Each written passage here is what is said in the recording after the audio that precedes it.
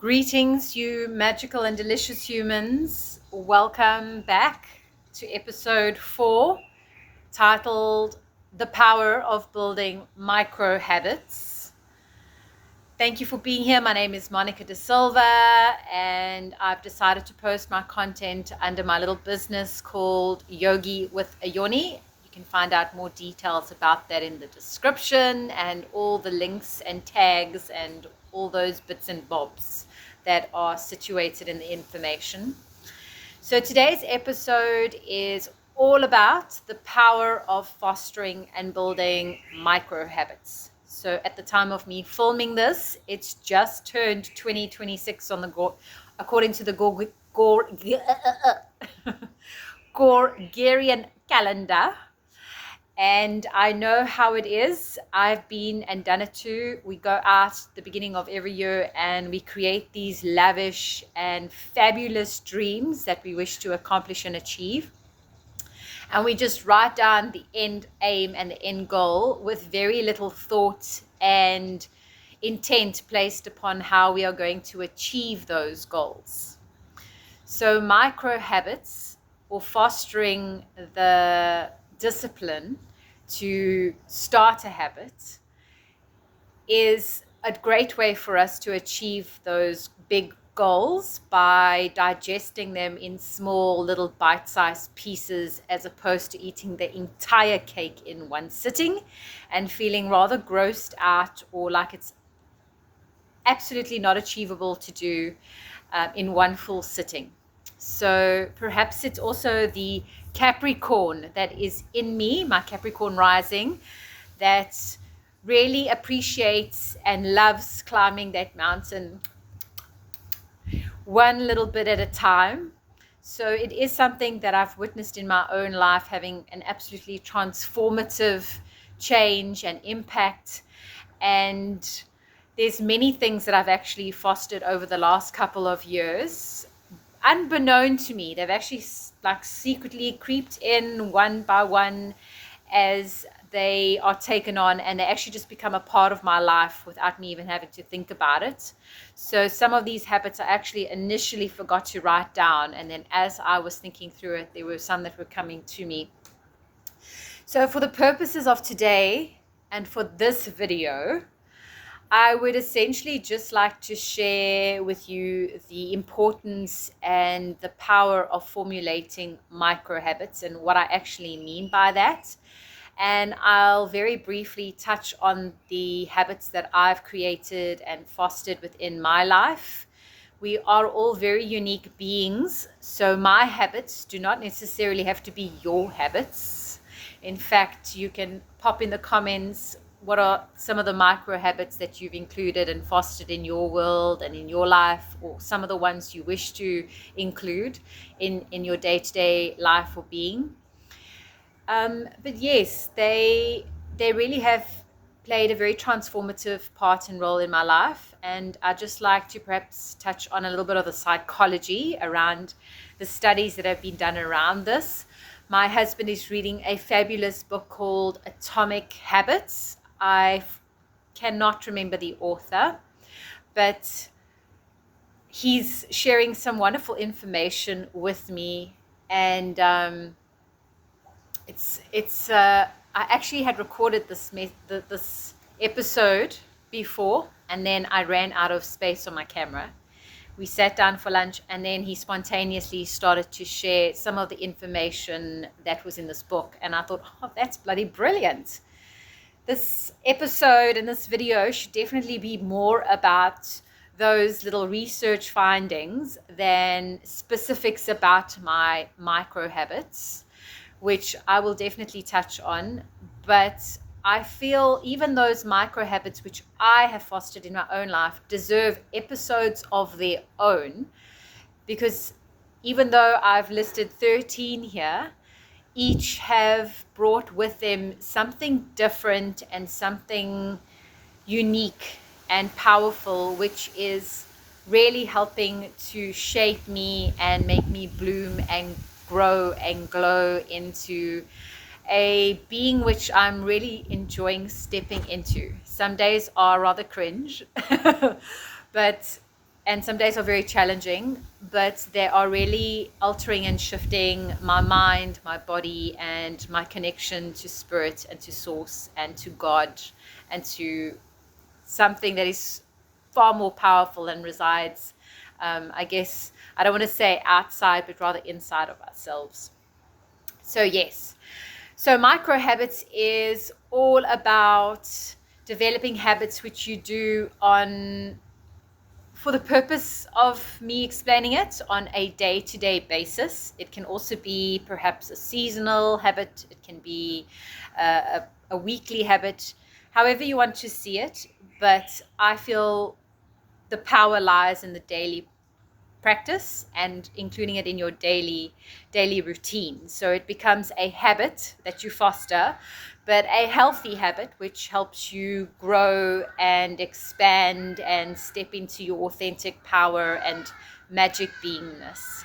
So it's no different than brushing your teeth, washing your face, going for a poop and a pee first thing in the morning. At least that's how it is in my life. I trust it's similar in yours. And it's just about adding something that is new to your day. And it's usually something that can be attached to a current routine that you are already doing, because it makes it easier for it to feel effortless. And it also makes it easy for you to not forget it. So developing micro habits is usually something I'd recommend for you to attach to a current routine that you are already making. So some of my clients, when they come to me, I give them these little exercises to do, and it's always very interesting to see how long they stay with these little exercises that I give them and how disciplined and how consistent they are. And I've come to realize and notice that fostering discipline and consistency is actually one of the most challenging things to do. It sounds very easy, but when it's applied in the real life of practicality, it can actually be very challenging. So my husband even mentioned something in this fabulous book that he's reading, The Atomic Habits, how they refer to something known as, there's two parts to fostering habits, I guess. There's the component of motioning, and there's the component of actioning. So motioning is all about doing the research around it. So I'm just going to give you an example. So say you want to take on a new fitness routine as a habit and formulate that within your day-to-day life. The motioning part would be about doing the research, finding the exercises, going online. So that would be the motioning part. But you don't actually do it, right? That comes with the action. So then there's the action part where you actually physically doing it. So most people are very keen and eager to start, and they do, but they start with the motioning and they stay there. And their brain psychologically thinks that they've started when they haven't actually really started and put what they're thinking into action. So there's a beautiful phrase or a term that I did on this very impactful workshop called Turning Points and Joy Spring. It was actually a trilogy of workshops. But in one of the two, I can't recall which one, we had to do an exercise where you constantly were repeated this phrase as you were doing this exercise. I'll probably make an episode just about these fabulous workshops. But they kept on saying this term, the universe applauds action, not thought. The universe applauds action, not thought. And that's so powerful, because how often do we think we're doing things and we get so stuck into the research process, and then we, for whatever reason, don't actually do anything about it. Weeks pass, months pass, a year goes by, and we actually haven't done anything about it. So I thought that was worthwhile mentioning. Another interesting aspect and element that came out of this book that my hubby was sharing with me over our lunch together today was all about how this book referred to a study that they did, where the first half of the semester was done or the objective was set with people taking photographs. And the aim and the objective was to take as many photographs as you could. Just take the photographs, as many as you can possibly take. The second part of the year was spent on giving people the aim of taking quality photos, not quantity, quality photos.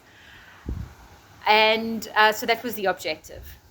So at the end of the year, they went through the photographs that were taken, and quantity obviously had far more amount of photographs within it, given, warranted.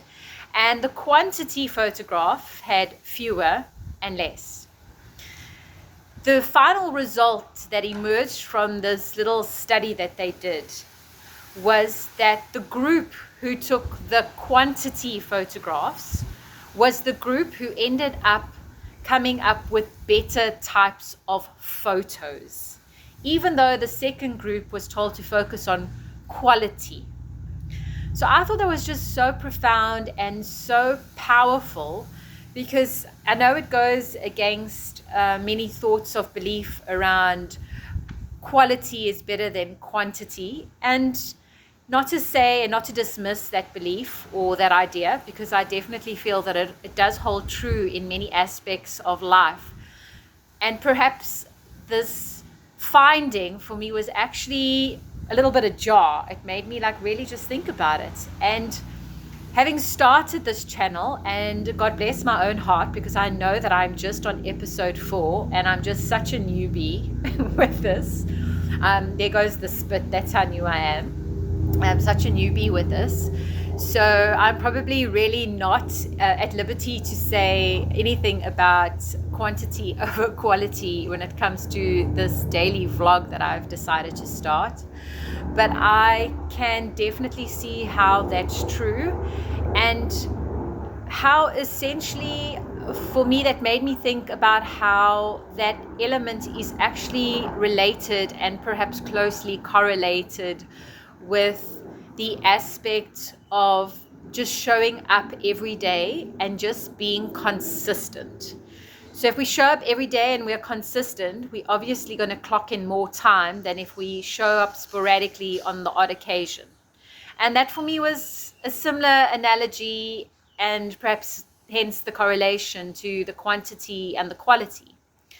So I've definitely realized that fostering consistent and disciplined action every day is life-changing. And that does mean, caveat, that every day will feel different. And I believe that there's real strength in that, because it means that you meet yourself where you are every single day, and it stops you from meeting yourself on the days where you just feel good.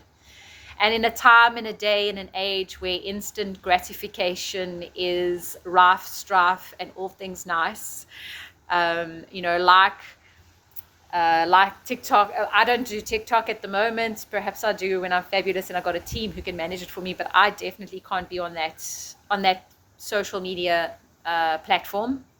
Not to say there's anything wrong with it, but it's just not for me personally. A whole host of reasons.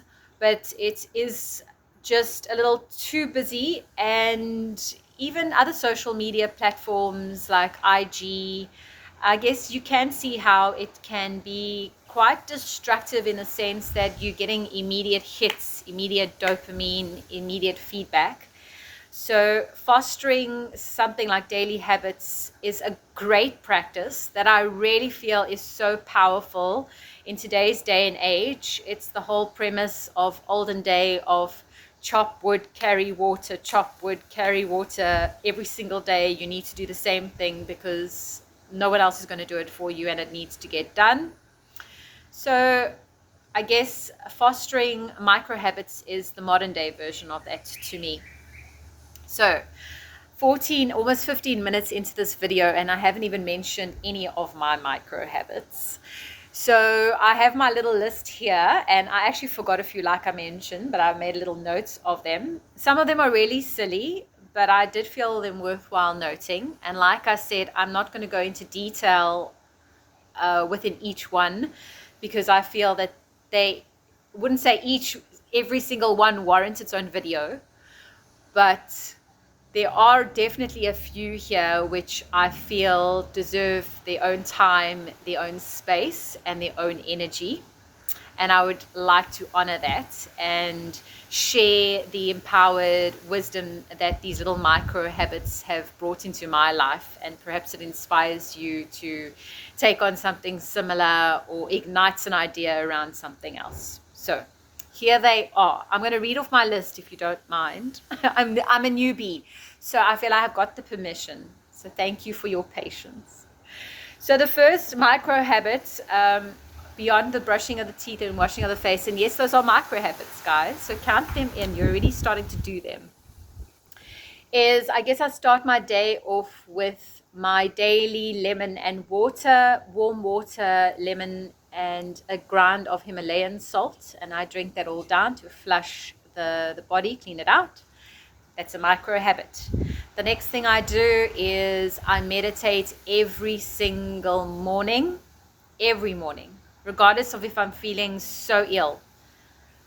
I will meditate, I will sit, or I will even lie down if it's just one of those really, really challenging days, but I take the time. I incorporate breath work, and I incorporate affirmations into this time. Micro habits. The next thing I do is I go downstairs before I eat anything.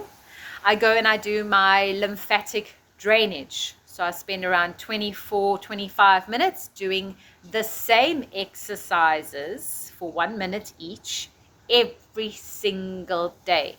It's automated, it's immediate, they're not too difficult, they're easy to do, and they are something that won't make me feel like it's so hard that I dread it the next day. I think that's also important to mention around fostering micro habits. Small increments, easy steps, not big, huge, massive leaps that you need to make on a day-to-day basis. What else do I have? Then I go for my daily walk between 4 to 6 Ks every single day with my hubby. And I stop for a daily cappuccino as a treat for myself, and as a reward, it's my treat of the day. So remember that daily habits don't only have to be things that challenge us. They can also be little things that make us feel appreciated or rewarded, but in ways that obviously make us feel good about ourselves and aren't destructive in nature. Another thing I've started fostering is walking barefoot everywhere. I don't wear shoes. I haven't worn shoes for the last 4 to 5 months. That's been highly transformative, but more about that in an upcoming episode that I will definitely be chatting about. I'm sure it's got some people cringing right there. And if I have to show you my feet, upcoming attractions. So look out for that particular episode, right? Something that I also have started including is telekinesis. So I've started practicing every day with a sigh wheel, moving foil with the energetics of my hand or my frequency or thought and intent. And definitely another episode about that and the journey. It didn't just happen from one day to the next, guys. It's been a process. It's still a process. And every day, some days are harder than others. But it's been quite amazing to just take on that little practice and form that little micro habit. I also do a daily yoga practice, and I'm actually on day 550 on the time of me recording this. So yes, for 550 consecutive days, I've been getting on my mat and I've been practicing yoga. So it's been something else. I've been preparing nourishing home-cooked meals, especially lunch for my family every day. And yes, that's a micro habit. If you do it every day, it becomes a micro habit. And it's more than just doing it. It's about loving it when I'm doing it. So the intention behind it has also changed from where it was to where it is. Another wonderful micro habit is this daily vlog. I know I am only on episode 4, but I really feel that I needed to foster all those other micro habits to be able to stick with this daily vlogging, because I definitely know that I won't be getting many subscribers probably in the first 6 to 8 months. Who knows? Maybe even 12 months. But just psychologically preparing myself and fostering the knowingness that I am doing this for my own personal growth and for the growth of nobody else. If somebody else does benefit from it, that's just an added bonus. But the why is not for anyone else besides myself. That's another big thing about formulating micro habits and the importance of the why.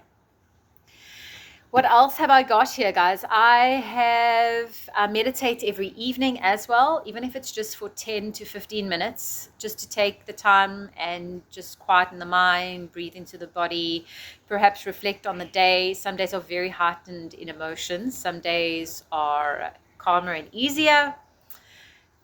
But yes, that's also been something, and that's quite a challenging one, because at the end of the day, you generally feel quite tired. Your mind is quite busy. So that's probably still one of the most challenging ones, that even though that's why I just make it for 10 minutes, because for me, it's still quite a challenging one.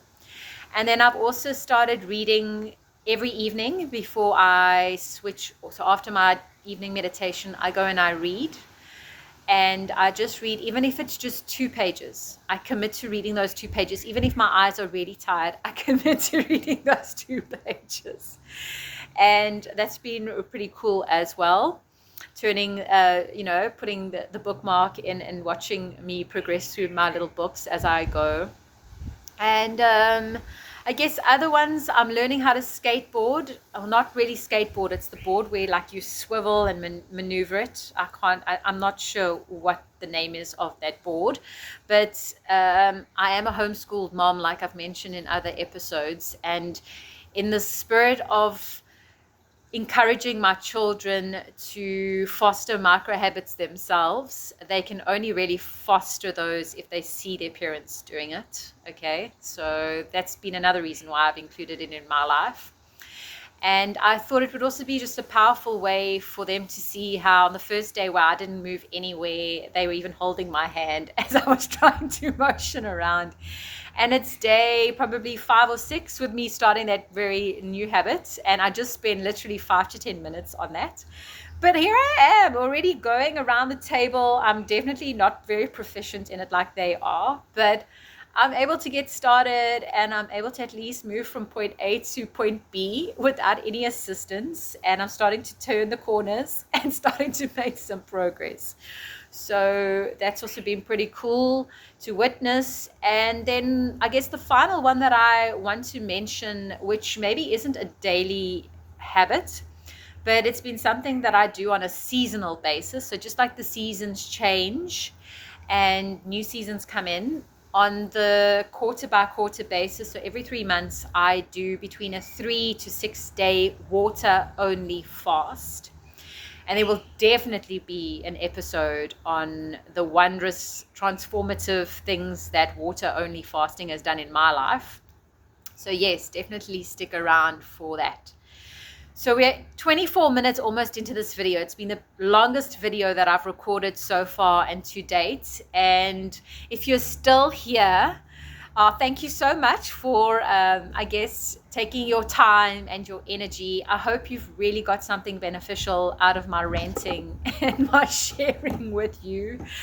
And if you are interested, and if anything that I've said has piqued any curiosity or resonated in any shape, way, or form, definitely look out for the preceding episodes, which I really feel I'm going to be unpacking my little list here. It won't be all of them, but it will definitely be a few selected and carefully chosen ones, which I feel have really had the most impact on me, mind, body, and soul. So yes, you magical human, Thank you once again for your time, for your energy, for your willingness to be here, to show up. Remember to, you know what to do, subscribe, like, comment if this channel resonates with you, and if you want to see this gloriously unique face again, then do all those YouTube things. And until we meet again, remember to continue to sow, to flow, to grow, so that you can glow.